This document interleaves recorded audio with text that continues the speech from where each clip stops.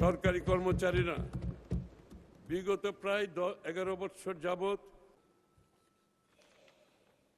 মেধাভিত্তিক বাংলাদেশ বিনির্মাণের লক্ষ্যে সকল ধরনের নিয়োগ, বদলি ও পদোন্নতিতে মেধা, সততা, দক্ষতা, অভিজ্ঞতা, প্রশিক্ষণ, যোগ্যতাই প্রধান মাপকাঠি হিসেবে বিবেচনা করা হবে।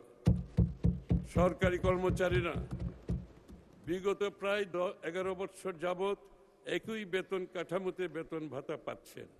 ইতিমধ্যে মূল্যস্ফীতিজনিত কারণে জীবনযাত্রার ব্যয় অনেক বৃদ্ধি পেয়েছে।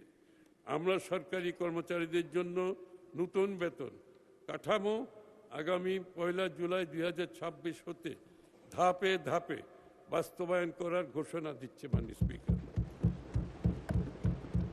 দেশের বিভিন্ন অঞ্চলের মধ্যে অর্থনৈতিক, সামাজিক